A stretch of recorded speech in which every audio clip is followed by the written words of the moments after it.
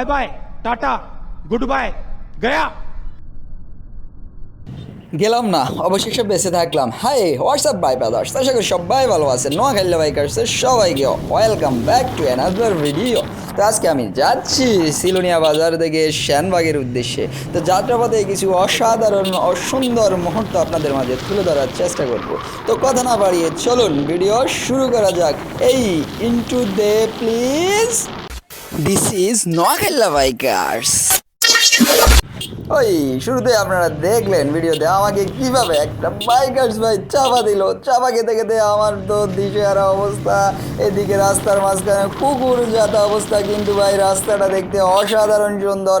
এই রাস্তাটা হচ্ছে জিলুনিয়া বাজার থেকে শ্যানবাগের উদ্দেশ্যে রাস্তা। এখানে প্রায় 5 কিলো রাস্তা। এই রাস্তার মাঝখানে রয়েছে অসাধারণ কিছু সুন্দর দৃশ্য যা আপনাদের মাঝে তুলে ধরতে চাই। আর কিছু কিছু ছন্দে আপনাদেরকে বলতে চাই। ছন্দে ছন্দে দুলি আনন্দে আমি বন ফুল গো।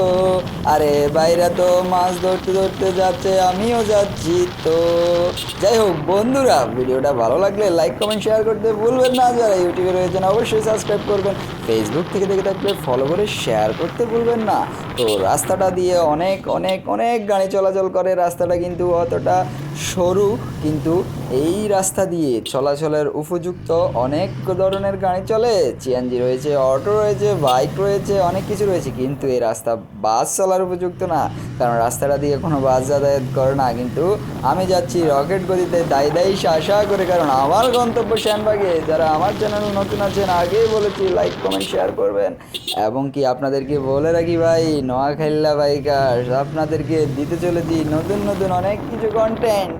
তাই আপনারা আমাকে ফলো করতে ভুলবেন না। আজকের ভিডিওতে রয়েছে সুন্দর অপরূপ দৃশ্য যেগুলো আপনারা উপভোগ করতেছেন। আর উপভোগ করার মাঝে মাঝে এই কুকুরটা দেখছো ভাইয়া? কুকুরটা কি করতেছে আমার সাথেই সবসময়। কেন যে এমন হয় আমি বুঝি না। যে কেউ এসে আমাকে চাপ দেয়, যে কেউ এসে সামনে দিয়ে ঢুকিয়ে দেয়, বুঝি না তো কিচ্ছু।